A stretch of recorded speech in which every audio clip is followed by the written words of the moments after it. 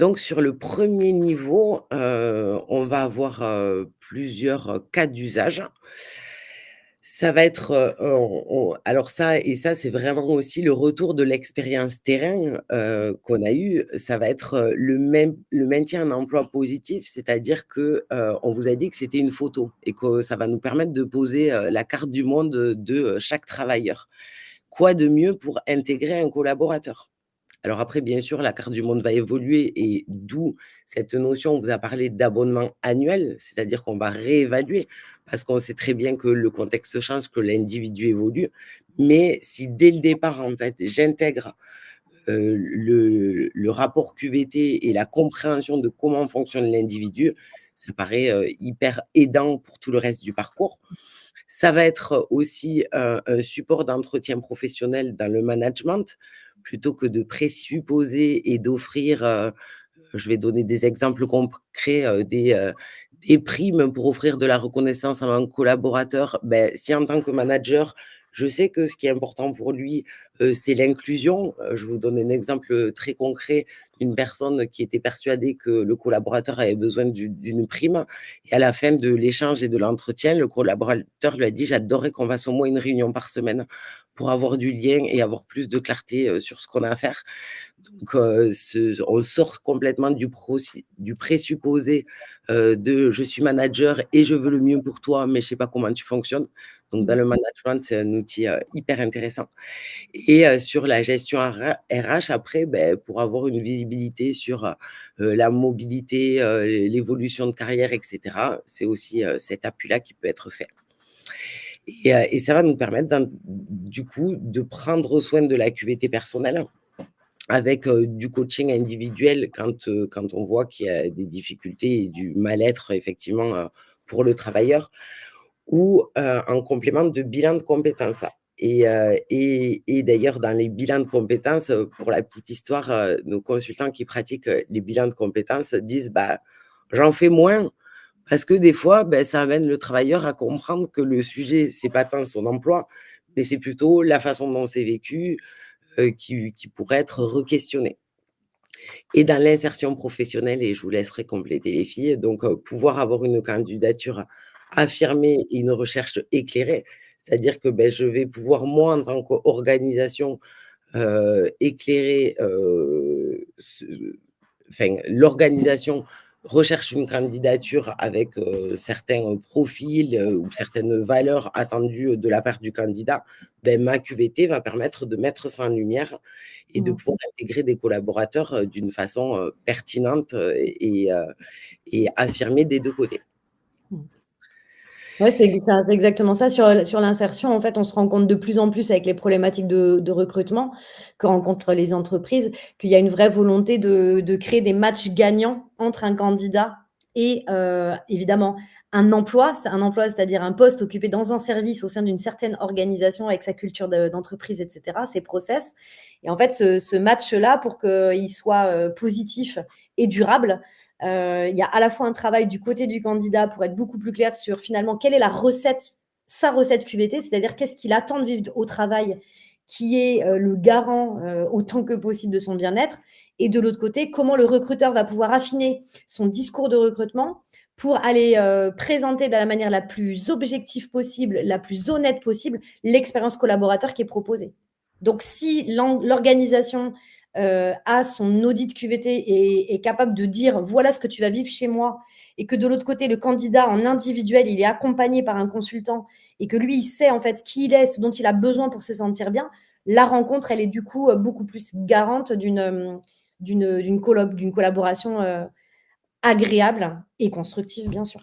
Fructueuse, j'allais dire. Et Ouais. effectivement, souvent dans cette dimension insertion professionnelle ou même, transition professionnelle au sein même d'une entreprise ou bien, d'une structure à une autre, je trouve que c'est intéressant et c'est ce que je recommande souvent, aux personnes que j'accompagne en individuel, parce que je le fais avec grand plaisir.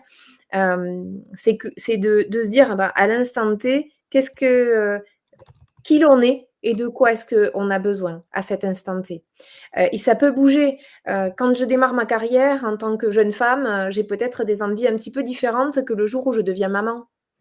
ou au moment où j'approche de la ménopause, hein, ou de la retraite, voilà, avec d'autres dimensions qui caractérisent mon quotidien. Donc ça, c'est important à prendre en compte, et c'est surtout aussi une opportunité d'enrichir les entretiens que je vais pouvoir faire, les entretiens d'embauche. C'est-à-dire que je vais aller poser des questions qui seront beaucoup plus intéressantes au regard de ce match dont tu parlais, Emmanuel, entreprise, futurs collaborateurs. Et ça, c'est voilà. En règle générale, les gens ils disent ah oui, ça va me servir à avoir des questions un petit peu plus pertinentes. Vous vous rappelez à la fin des entretiens, là, quand on vous dit vous avez des questions? Ouais, j'en ai plutôt, ouais. Sur les bilans de compétences que tu racontais, Audrey, je me souviens c'était Isa qui nous disait, mais en fait, les gens ils viennent me voir parce qu'ils pensent qu'il va falloir qu'ils changent de métier. Et en fait, ils réalisent qu'il faudrait juste qu'ils changent de manager ou d'équipe ou de boîte, mais que c'est pas le métier, en fait, le problème. Ou des personnes qui disent, ok, allez, c'est bon, je quitte tout, je vais ailleurs. Et en fait, avant de jeter le bébé avec l'eau du bain, avant de se retrouver parfois désinséré professionnellement et du coup au chômage, réaliser son diagnostic de QVT personnel, ça permet de se rendre compte de exactement ce qui est OK et ce qui n'est pas OK. Remettre aussi de la valeur sur tout ce qui est OK. Quelque part, rééquilibrer un peu la balance, parce qu'on a tendance à regarder toutes les choses qui ne vont pas bien, mais on ne se rend même plus compte qu'il y a plein de choses qui vont bien. Et nous, on aime profondément se dire que grâce à ce diag et grâce à ma QVT, on va pouvoir aussi redonner de l'énergie et redonner de la fierté aux collaborateurs sur ce qu'il vit et sur ce qu'il fait. Et aux organisations, du coup. Bon, en tout cas, avec la formation de niveau 1, si vous venez vous former chez nous, vous pourrez accompagner des individus dans cette évaluation, dans cette prise de conscience. Vous êtes complètement autonome derrière pour intervenir avec vos coachés. Le seul lien que vous avez avec Wunjo, c'est qu'à la fin du mois, on vous facture les accès que vous avez utilisés avec vos coachés. Et puis, chez Wunjo, on vend de plus en plus de coaching individuel. Donc, si vous voulez devenir prestataire de Wunjo, c'est possible. Alors, évidemment, il y a des conditions, mais c'est une éventualité. Yes. Alors, qu'est-ce qu'on vit dans la formation de niveau 1, Audrey? Voilà, concrètement, sur 2 jours, et c'est plus que 2 jours, parce qu'après, il y a l'intégration de la pratique, évidemment, mais au niveau du programme, on commence par s'approprier la vision dont on a posé quelques jalons et on vous a donné un extrait, mais on va vraiment repartir de la vision humaniste de la QVT et clarifier pour vous donner aussi les moyens de porter cette vision-là et cette différenciation aussi dans votre pratique. Après, il y a toute une partie sur l'accompagnement à guider cet entretien de diagnostic de QVT personnel, accompagner votre audité pendant la passation du questionnaire et dans un deuxième temps, donc savoir utiliser la web app pour accompagner votre audité.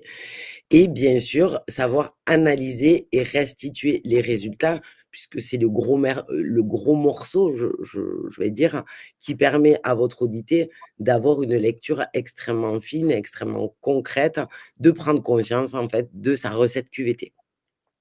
Et de maîtriser l'offre commerciale. On finit par un côté très opérationnel, parce que l'objectif, c'est évidemment que vous puissiez connecter avec votre pratique et pouvoir développer votre activité grâce à cet outil-là aussi. Et on vous a mis le lien cliquable si vous recevrez le support de notre animation à la fin du webinaire. Et donc, vous avez tout ça sur la fiche programme formation. Après la formation, donc je disais, c'est plus que 2 jours parce qu'il va y avoir le processus de certification. Donc où on va vous permettre de participer au moins à un GAP, donc un groupe d'analyse de la pratique et de pratiquants. Donc on va être sur un format en visio d'1 heure et on propose des créneaux 1 fois par mois où vous allez pouvoir partager votre expérience, poser vos questions, mettre en lumière tout ce qui se passe hyper bien pour vous, donc vous enrichir de la pratique des uns et des autres et aussi progresser en posant vos questions et en partageant vos difficultés. Donc ça, c'est la première partie.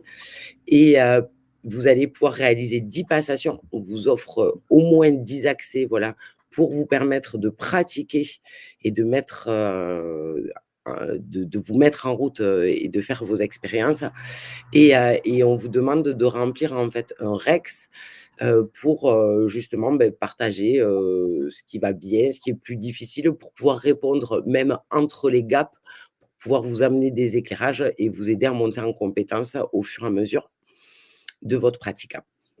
Et à mi-parcours, donc au bout de 5-6 passations, en fonction de vos avancées et de votre envie, on vous propose un rendez-vous individuel, donc c'est avec moi, que vous le ferez et pour, où on est, sur la lecture d'un rapport et où je vais pouvoir, voilà, répondre à vos questions, vous renvoyer du feedback pour monter encore plus vite en compétences. Avant de vous certifier, donc au bout de 10 passations, quand vous voyez que c'est le bon moment pour vous, vous m'écrivez, ou on s'appelle et on fixe le rendez-vous de certification. Alors qu'il y a le rendez-vous d'évaluation pour dire: «C'est OK, vous avez le socle de compétences nécessaire pour rouler tout seul». Donc la certification se fait à 3 personnes, donc vous et puis Emmanuel et moi-même et c'est autant un rendez-vous pour valider le socle de compétences que pour continuer toujours pareil à vous donner du feedback, à vous permettre de continuer à monter en compétences pour la suite.